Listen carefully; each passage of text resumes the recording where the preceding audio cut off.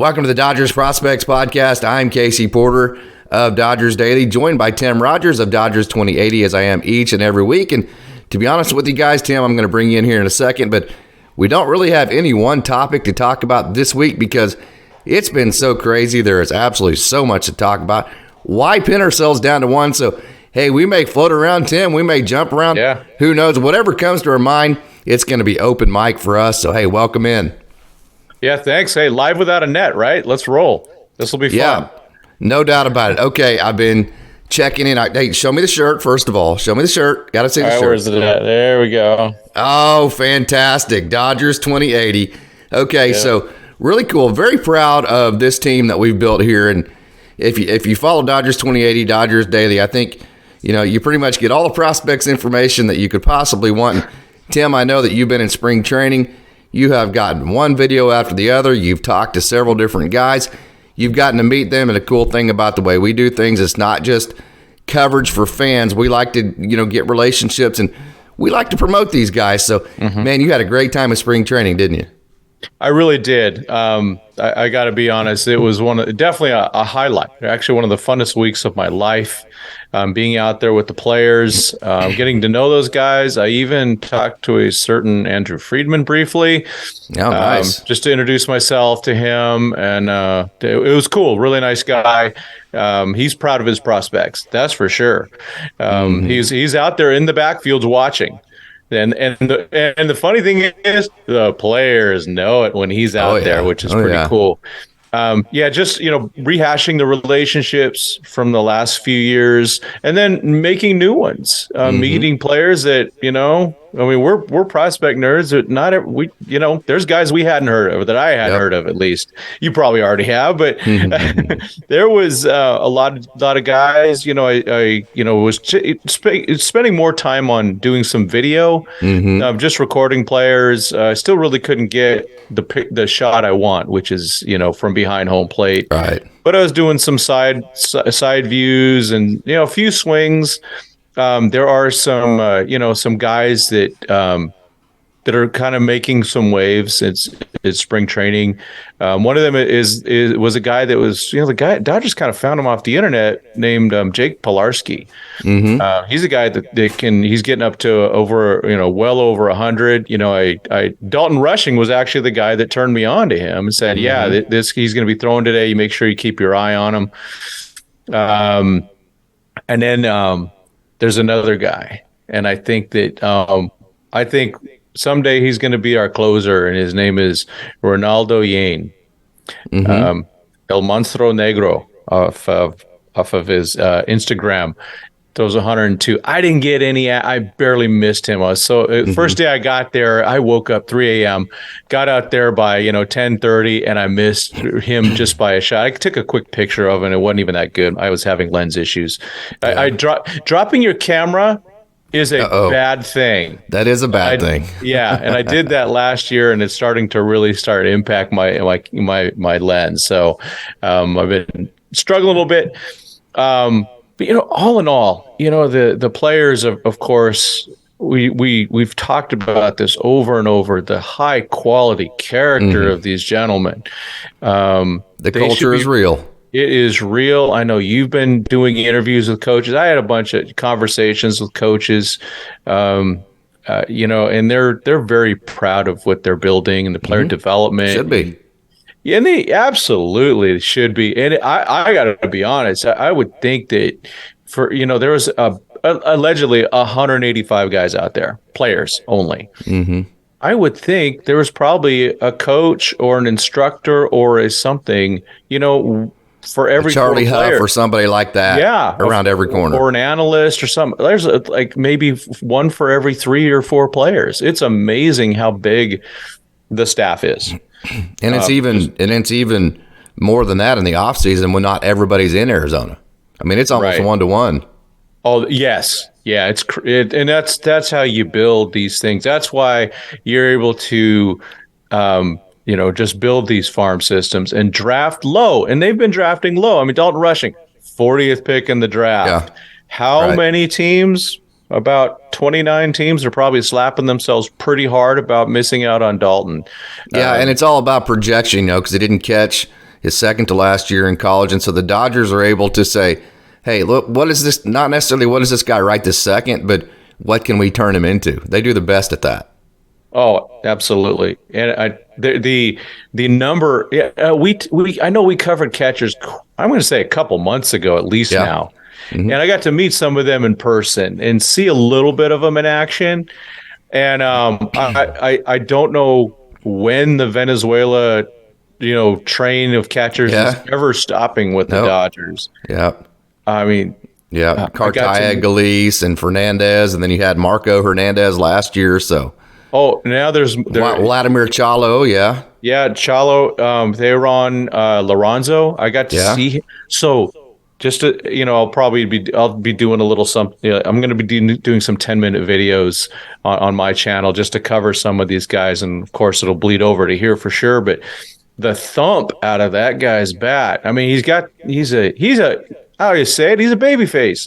He looks like he's about, 15, very, very happy-go-lucky guy. He gets up to the plate, switch hitter, and there's thump there. You just hear that nice extra Mike Trouty sound, not comparing. And then Josue De Paula. Just be ready. The hype is going to be real. The guy's 6'3", 17 years old. The swing is beautiful. I'm not going to throw out the comparisons. They already are in my comments of his video of his swing. And there's more. There's just so many more. I just put up a quick video of a guy from last year, Rancho, Yoel Ibarra. And he's got, and we talked about it. He just got that presence of a closer. And just fantastic. So, I'll keep, there's more. I just gotta, the 58-year-old brain has to remember some of these things. Sure. But as we talk, I'm sure I'll be going, hey, that guy and that guy. And so what have you been up to? I mean, well, you've been up to a lot. I saw some of your interview with Rob Hill, and it's how appropriate that you were talking about, the 5 starting pitching candidates. And as expected, someone goes down and Tony Gonsolin sounds like will not be ready for opening day. But I know a few pitchers that will not be, or that will be ready. Yeah. Well, the first one I think that's in line to take that 5th spot, if there is a 5th spot available, is going to be Ryan Pepiot. And I had a chance to talk to Pep here a couple weeks ago. Great dude. I know we both had a chance to talk to him. I know Steven got a chance to talk to him as well. But, hey, some of the off-season adjustments that he's made have been fantastic. I explained to people last year, when you're on that taxi squad and you're going back and forth, it's more difficult, and we've said it and some of the players have even said it a couple of times. They're not complaining about it. Don't get me wrong. They're not whining, certainly. And you're on a major league roster. You'll walk to Los Angeles from Oklahoma City to do that, right? Right. Okay, so I don't mean this from a complaining or any kind of negative perspective. I just mean it from a realistic perspective that whenever you're sending guys back and forth, thousands of miles, and then they don't know their roles, and then they're a starter one day, a reliever the next, it's very difficult. So the takeaway from that is 0. So it's like, okay, what do I take away from what kind of pitcher this guy is? 0. That's what I've been trying to tell people about Pepiot and a lot of Grove last year, in the sense that, okay, what he brings into 2023 isn't necessarily what you saw from him at a major league level in 2022. What you're going to see from him is what you actually saw at the AAA level in 2022, because he's going to be comfortable. You're going to see the comfortable Ryan Pepiot, and I think you're already seeing that. I think he struck out 9 guys and walked 1. And check this out: the one walk he had, guess who he walked? Oh, remember? Ryan Noda. Ryan Noda. That's right. It was Ryan Noda. He walked Ryan Noda, who led AA in walks 2 years ago, led AAA in walks last year. I've got a new puppy here. That's what you can see her in the screen right here. So she's going to want to be involved in this podcast. So a little pit bull girl. So I love her to death. Okay, so Ryan Noda is the one walk from Ryan Pepiot, and let me keep going here a little bit about him. The adjustments he made. Last year he had a hard time controlling his changeup because it had so much fade. It was almost like a left-handed curveball. And when you're getting tumble and fade, what he was doing is he was starting that thing down the middle of the plate, and then it would break out of the zone, and minor league hitters would swing at it, correct? Well, major league hitters have seen that before. They don't swing at it, so instead of getting a swing and miss, he was getting a ball. So what he went back to this year is, instead of that fade, he has gone back to just straight tumble. And that's allowed him to access the zone with that pitch a lot better. Now, when he adds fade to it, if you'll notice, it's whenever he starts that on the glove side inside to a lefty, and then he hops it back over the plate for a strike. Does that make sense? He's not starting it down the middle and letting it tumble out of the zone anymore. That's number one. Number two, with the slider, okay, he's listed as a 3-pitch guy right now, fastball, change, and slider. But with his slider, if you'll notice, early in counts when he needs strikes, he makes the slider smaller, almost like just a horizontal cutter, which doesn't have as much movement. It's just to dump me in the zone, get ahead in the count pitch that he's going to be able to throw strikes better with. So his slider is smaller to get ahead in counts, and then whenever he gets ahead in the count, his slider gets bigger so he can get swing and miss with it. So listed as a 3-pitch guy, but definitely can shape the slider different to make it look like 5 different pitches. And he's accessing the zone better because of those adjustments and the body adjustments. He needed to do work to his body. He did that, and he has got himself to where he can get his body in positions he couldn't get in last year to be able to access the zone. So I love, the off-the-field adjustments, the off-season adjustments of Ryan Pepiot. And when you combine that with the fact that he's just simply going to be more comfortable this year, I'm really excited to see what's going to happen with him. Yeah, I am too. I mean, it's so cool to see that, and to see Grove having such no habla inglés, such success out there. And even Gavin Stone in his brief outing and everything like that. I think they're in good shape. And Andre Jackson. Yeah. Oh, he was really good too, wasn't he? Yeah, he was. And I don't have any insight. I've posted this on Twitter. I'm going to turn you up just a touch here, Tim. You were good early on. You just kind of dropped a little. I accidentally hit something, and I figured. Okay, I'm going to turn you up just a smidge. Okay, Perfect. I have no inside information on this, but Andre Jackson, I did see him quite a bit in Tulsa and Oklahoma City. Into 2021, I talked to him, and he was throwing 91, 92, and I know he wasn't real happy with that. He even mentioned that in our interview. And so he entered 2022 last year and just really, really struggled. And I was worried about him, and he got put on the developmental list. And this is what I think happened. I don't like to pry into these things because it's none of my business.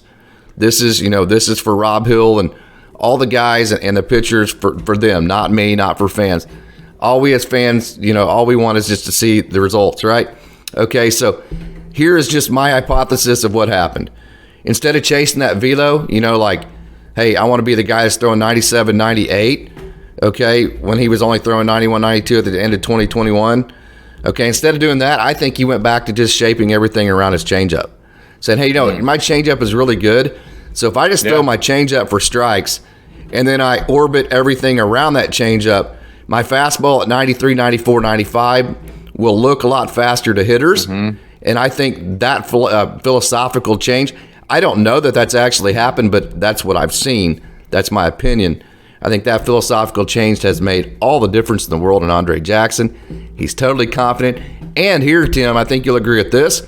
I think the organization is ready to give him runway. I think they're ready to give him a chance. So I think the ball's in Andre Jackson's court.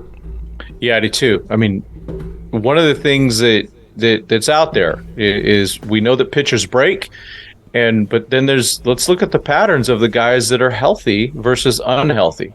We already know in the starting rotation, Kershaw is going to miss time. We already know that. Gonsolin missed time last year. He's going to miss time, obviously, this year. Syndergaard's coming back. Dustin May is still coming back. So Syndergaard and May are kind of in that same Tommy John boat. And Julio, they're going to probably throw him a million innings if he is his last year to Hey, get all the question out before you go on. I posed this question the other day. Clayton Kershaw, 125 innings, over under. Under. Yeah, I'm there too. I'm at around. So you're between 100 and 125? 110 to 120. Yeah, that's exactly where I'm at. Yeah, keep going. Yeah. So, and you look at the guys that are healthy. I mean, Pepiot's healthy, Grove's healthy, Jackson's healthy, Stone, Miller. These guys are studs. Yep. I really am a fan of guys, pitchers especially, going out and posting every 5 or 6 days. Now, I do, and you probably have heard this a million times from me. I am a big fan of the 6-man rotation these days. I'd love to see it for the first 3 months. However, I don't see that happening. I never asked Doc that question. I wish I would have. Maybe next time. He wouldn't answer it. I know. He'd answer it in his own way. Yeah. Yeah. He's good at that stuff, that's for sure. He's way better at answering questions than I am at asking them. That's for absolutely. Sure. But just to see that, to see these horses ready to go, that's a really good sign, I think, for us. We pitchers are breaking all the time. Just so many guys that I talk to recovering from Tommy John surgery. Mm-hmm. The missing guy that I talked about briefly during our relievers, Mitchell Charansky. Mm-hmm. He was there and then throwing again. So that was really good to see. He had Tommy John. Franklin De La Paz, another guy, Tommy John. They're all coming back. But all these guys, they are, the guys we're talking about, the big five, I call them the big new five or something like that. It's something like that. They are all in a good way, in a health wise. Now, pitching will wear them down. They will suffer from injuries, but just to have that number, you can't go and say, hey, we're going to go trade 2 or 3 of these guys to go get, some shortstop you don't need. You can't do that with these days. You have to have, in my opinion, 8 to 9 pitchers ready to pitch at the major league level at the starting rotation level. And I don't think it's just the Dodgers. I think it's every team. Sometimes you get lucky, and you have those seasons where, wow, we have 5 starters that are giving us 160 to 180 innings. But it's such a rarity now. Mm-hmm. Especially the way the Dodgers do it, I say that. It's kind of the opposite. They limit the amount of innings. They don't let pitchers go 3 times through the lineup, so. Right. If you go, they're going to let you go 2 times through the lineup. So that's kind of another reason why I'm not as concerned. People say Ryan Pepiot is not efficient enough. Well, he's only going to go 2 times through the lineup. So, if he's conditioned to throw 110, 125 pitches an outing, that's pretty easy to do 2 times through the lineup, even if you're not being efficient.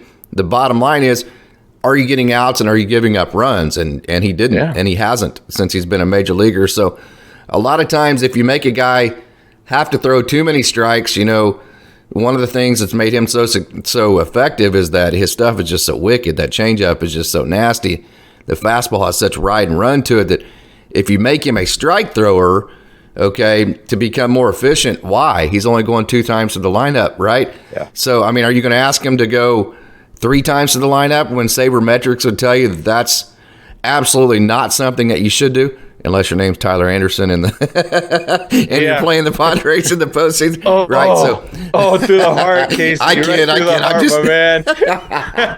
I had to do it. Sorry. I know it's there. It's there. But anyways, man. yeah. So the efficiency part of it nowadays with the sabermetrics is not as important to me because, on average, the Dodgers are only going to allow a guy to go through the lineup 2 times. And we saw, even if you're only at 70, 80 pitches and you're cruising, that's going to happen. So the key is, it's not as much efficiency. It is getting outs and not giving up runs. Right. And, there will be guys that will get a chance at the 3rd time of the order. But the way the Dodgers do it, you got to earn that. Yeah. So Kershaw will get that shot many times. Yeah. Julio will get that. Julio is more like, well, will he go into the 7th inning? He's as we but 6 innings, 1 run, usually a home run, usually a solo shot. And that's it, and all day. But I think this year with his free agency coming, whether he's going to leave, as a Boris guy, I think he probably does leave. It would kill me, but I think the Dodgers are going to really push him to see, first of all, is he worth spending, X amount of $1 million for X amount of years for a guy that can go only 6 innings and give up 1 run? Or can he be a true ace and go 7, 8 innings and really lock down a team? which I think Julio can do. I do think that's there, but I think they're going to test him on that. However, the rest of the guys, Syndergaard, I don't think he's going to be going, or May. I don't see either of those guys going past the second time through the order, at least until they're proven that they have their command back. Or the sixth starter. The sixth starter specifically, if you go to the six-man rotation, would be one of the 5 rookies. That's specifically who I was talking to. I don't think they're going to let that role go past 2 times to the lineup, and if they do, it won't be on a consistent basis. Yeah, I agree. Yeah, and again, they have to prove it that they can do it, and it is they baby the arms, and there's back and forth on that. You see other teams kind of throw their guys out there and let them eat a little bit during the season. I kind of wish the Dodgers would do that a little more. I think we've talked about that, and I think this is a great year to do it, though. Let whoever's going to be the 5th and or 6th, whatever. Gosh, let them go. Let them stay in that spot. Give them the real runway. Just like it looks like they're going to give Vargas, at second base. Give these guys a real chance, and I think we're going to be really happy with what we see. Yeah, Michael Grove looks good. I talked to him, and, one thing that he was happy with last year is that he's able to, he's always had that really big curveball, kind of that Clayton Kershaw-looking curveball. Yeah. And he has always done a great job controlling it, as big as it is. He controls it very well and throws it for a strike, and he has, the 94, 95, 96, and he can touch, I think, I think he can hit a 7 every now and then. Okay, but so he would get ahead in the count with his fastball, then dump a curveball, and it'd be like 1-2, 0-2. And he didn't have a pitch to put guys away with, especially, right-handers. So I think what he's going to try to do is he's going to use that slider. He's modified his slider a little bit. You'll see that in his outings that he's pitching in. And he's going to try to use that slider as his put-away pitch this year, and he's done a much better job at putting guys away this year. So I think he's going to try to put right-handers away with that slider. He's going to put left-handers away with that curveball. And then that gives him just another secondary pitch to get ahead in the count with. And then he can go to the other secondary pitch to put guys away with. So very excited about Michael Grove and some of the adjustments he made in the offseason as well. Yeah, I am too. I always, I like looking at all the lists. And Michael's always lower on the list. I'm like, you fools. This guy's going to be a pretty darn good major league pitcher, and so I'm a believer in him. I think that there's something it hasn't been seen because you've really gone into it. He hasn't been healthy, and he's really taken a long time to recover, and from Tommy John and everything. I mean, there's a lot of times. It's years really, if you look at it, of missed time. Where he's catching up, and now the talent, 2nd round draft pick. Let's not forget that the Dodgers picked him for a reason, and not only 2nd round draft pick, but he had not pitched in a year and a half when they drafted him. Yeah, he got hurt. He had the Tommy John the back half and had to miss the back half of his sophomore year, missed his entire junior year, so hadn't pitched a year and a half, and the Dodgers still drafted him in the 2nd round. Yeah, and then they babied him like crazy. I mean. In 2019, it was 50 pitches, and it was a struggle, and that's where a little bit of you just as a someone watching these guys, it's rewarding just to watch them overcome a lot. And so Andre Jackson, Ryan Pepiot, Michael Grove, all in the 40-man, they're going to get the first shot. I don't think there's any doubt about that. If there's that 6-man rotation, somebody goes down. I think those are the first 3 that are going to get a shot. I think they're all 3 going to have to be ready. I asked all 3 this question, and they're all ready. Whatever role it may be, it may not be a starter. It may be coming in relief or whatever it may be. They're ready. Bobby Miller and Gavin Stone, as great as they are not on the 40-man yet. And we know the Dodgers, they have more transactions than any other organization in the league every single year, but they do. That's going to hold Bobby Miller and Gavin Stone back, in my opinion, as far as getting their chances above those other 3. Would you agree? Oh, totally agree. They're going to have to. They will have to just be dominating, to get to for them to jump over someone on the roster. That's for sure. Yep. And that fair enough, right? I mean, that's good. It's good, and it's good to have. Definitely. These guys, it's amazing. These guys, they root for each other like crazy. but they're in competition. It's the unspoken thing, but I love to see how they root for each other. But we know they're competing, and they want to succeed. And all these guys have that, like you say, the dog in them. Mm-hmm. They've got that extra thing in them, and they're going to want it. And I think I see all 5 of these guys somehow making contributions to the Dodgers in 2023. But of course, the first 3 guys on the roster will. Oh, so I think all 5 of them get MLB time. By the end of the year, I do. Okay, good. Just because of the, again, the injuries that'll happen. But I mean, I see at least 2 of the 3 making the opening day roster, and possibly 3 out of 3. I think Andre, Jackson, and Pepiot would be. If there's only 2, I think it'd be those 2. Would you agree with that? Yeah. And it would be, Pepiot in the 5th spot, like you talked about, and Andre doing whatever they need. Yes, correct. Yeah, we're on the same page there, 100%. Absolutely. And are you surprised that you haven't seen Bobby Miller on the big field yet? No, just because the Dodgers have their ways, and the more you dig into it, the more you talk to these guys, the more you go. They just have their ways. They do. They have a system. Yeah, they do. It works. Yeah, and I don't think Nick Nastrini saw time either on the big league field. Kind of disappointing. I finally met him. I do want to, talking about all these pitchers, and they have something in common. They're all right-handed. And there's more, like a Nick Nastrini, and there's just the system's full. And I know Emmett Sheehan and guys like that. Yeah. Oh gosh, it's amazing. I even got to see Karos's son, Jared, throw a little bit. It's he's a tall kid. Yeah. He didn't look anything like his daddy either. It was him and Campos. Chris Campos are real good buddies. They pitched a lot in the offseason. Just got a chance to talk to Chris. Going to release that interview. Oh, probably good. Friday. Wonderful young man. He was a shortstop at St. Mary's. Played with Michael Hobbs, who, in my opinion, was the steal of the 2021 draft, going in the 10th round. He's the all-time saves leader at St. Mary's. So, good conversation with Chris Campos. And I know Chris mentioned that he and Jared, they kind of picked each other's brains all the offseason, so they're good buddies. Oh, that's good. I didn't know about that. Yeah, I met Chris at Rancho his first day there. And awesome dude, isn't he? Yeah. And it's like, I go, oh, okay, great. He's, shortstop, St. Mary's, all that, and the Gonzalez connection, all just those commonalities you bring up, that they're just as part of conversation. But with all these pitchers, I know people are going to go, well, and some of us would say, hey, it's the whole play him or trade him. And one thing I did want to say that I observed, and you can only do it when you at spring training, when you get in the camera wells. Big leadership. Fan now of Miguel Rojas. Yeah, been saying that ever since they got him. That was one of the things I wanted them to keep Justin Turner for.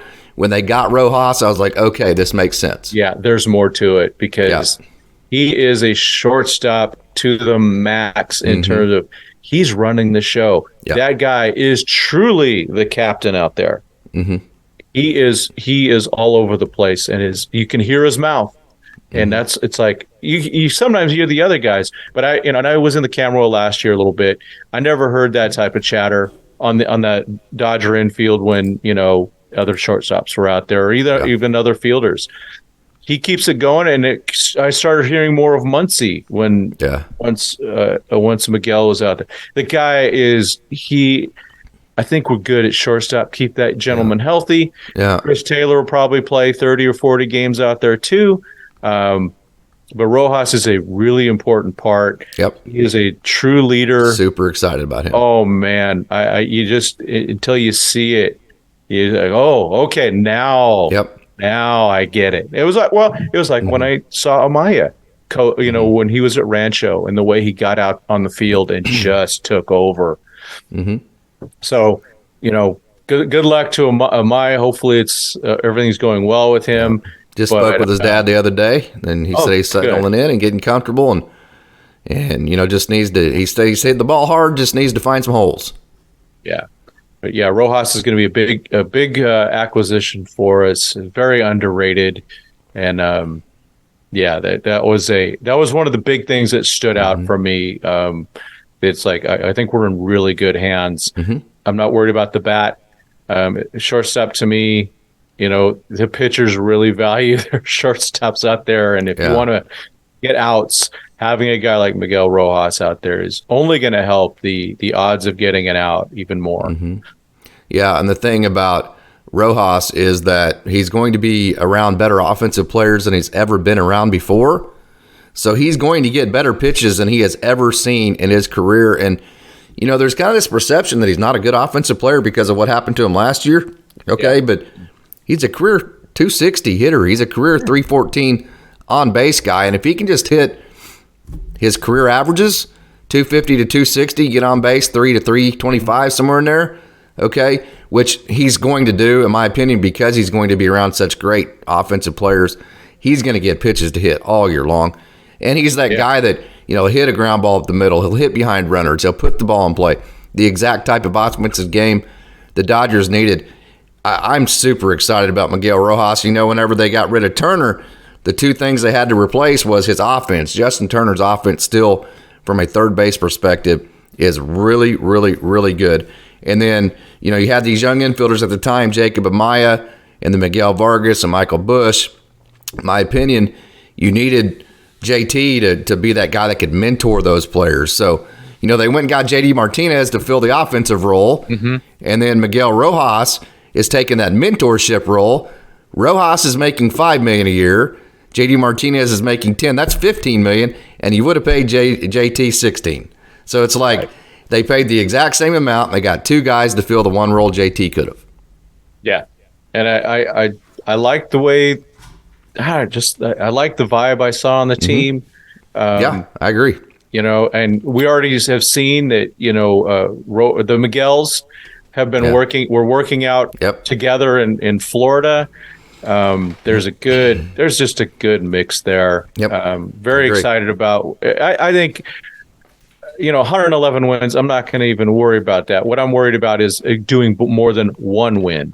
And I think there needed to be some changes. Those changes are there. And I'm excited about it. And we haven't even talked about the man, James Outman. He's certainly taking advantage of his opportunities, isn't he? Absolutely. So I said it. So proud of that guy, man. I said it. I think on our last show. Explain to me why is, and I'm not against this guy at all, but why is a David Peralta type? Why is that better? Why is that guy better to put out there than James Outman? I said that on the last show. And my reasoning is Peralta has like 12 postseason at bats. Okay, so he doesn't have any more experience than any rookie as far as being a postseason guy. And what the Dodgers needed to fix was the postseason issues. JD Martinez, good offensive player in the postseason, so makes total sense. So why is a 35-year-old better than a James Outman? I posed that question. And I mean, somebody's going to have to explain that to me. Of course, we know the Dodgers love their veterans, but, okay, bad dogs bite when they're pups, man. They just do. I mean, we've talked about this. Cody Bellinger and Will Smith and all these guys, when they were rookies, they played well. I mean, that first 300-400 at bats, when you don't have a book out on you, you're seeing a lot of pitches that you can hit. So James Outman, man, if he doesn't make if he continues the way he's continuing, let's put that out there first, and he doesn't make even the 26-man roster. That'd be tough. Ick is the word. Well, let's make sure the slugger David Peralta in last night's WBC game. Let's not forget that, and the slugger Trace Thompson. For Great Britain. So Dodger outfielders representing well. You know what? James going to earn this one. I know that Jason Hayward, it sounds like, is a lock to make the team. Fine. And hey, he's going to get every chance to be an everyday starter. He's looked pretty darn good, And so I see some, I've heard, and I don't know if you saw this, Doc talked about Mookie playing 40 games at second base. Well, if Mookie's playing 40 games at second base, that Jason Hayward used to be a pretty darn good right fielder, so maybe he plays 40 games there. Maybe Vargas plays some at third, or they rest JD Martinez. I think we're gonna see a lot of movement with some of those players. I'd prefer not to move Miggy. I'd like to leave Vargas at second base and just go let him eat and let him learn. I mean, he's at second. Let's, I think we've all been especially kind of next to impressed. Miguel Rojas. Yeah, but I mean, Vargas looked really good at second base. Well, when you got Rojas to your right and Freeman to your left, man, you can't ask for a better situation to incorporate a guy. Yeah, Gold Glove caliber guys, and it's that there's a difference. I guess we've talked about it briefly. Trey Turner to me was one of the biggest disappointments defensively. I thought for some reason he was going to be a lot better than Corey Seager, and he was about the same. Even though he's a better athlete and all that good stuff, he didn't. His arm was weak, and he got, I don't know, just his defense wasn't what I expected. Rojas is legit, legit Gold Glove caliber guy. Freeman's a Gold Glove caliber guy. Vargas isn't, and we've talked about, is an excellent athlete. He's not just average. Yeah. He's fast. Yeah, he is fast, and he's kept himself. His body's turning out as he grows up, as in his manliness there. That he's not a big guy. Yeah. He's a tall man, but he's not big. He doesn't have that big Jock Peterson lower half or anything like that. Right. That takes away your speed, and a few donuts, of course, took away Jock's speed. But Vargas, looks like he's an athlete out there, and he's one of the faster guys on the Dodgers, and he's adapting to second. And to be honest, I think, having watched Miguel at third a bit, I think not having to deal with those reaction plays so much. Yeah. I think he probably likes that. He would never probably admit to that, but I think he would like that. And so I got about 30 seconds. What would your starting lineup be if it started tomorrow? Outman in center. Okay. Betts. I'll go Peralta in left. Okay. With the platoon with Taylor. Okay. Muncy. Rojas, Vargas, Freeman, and Will Smith with Martinez as the DH. Yeah, I could see that. I think Jason Hayward is going to be in the lineup somewhere. Yeah. So I think there's going to be some kind of platoon somewhere that's going to get him in the lineup as well. So I think we're all pretty much on the same page there. Hey, Tim, again, about to sign off here, and I know it's very busy and not enough time to get the final thoughts here, but what are your final thoughts? I'm excited about this 2023 season. Yep. The prospects are overflowing. Yep. Just watch both of our channels. We're going to have a lot of content coming out, and sometimes you might even see some duplicates between the two of us, but we each have different takes, and it's all good. And please just keep watching. We appreciate you guys taking a look at what we do. Fans, if you like this kind of content, go ahead and click that like button, leave a comment, tell all your friends about the Dodgers Prospects Podcast. Turn on that notification button as well so we can keep growing this podcast, and Tim and I can keep providing you this show in the future. As always, thanks for tuning in, and go Dodgers.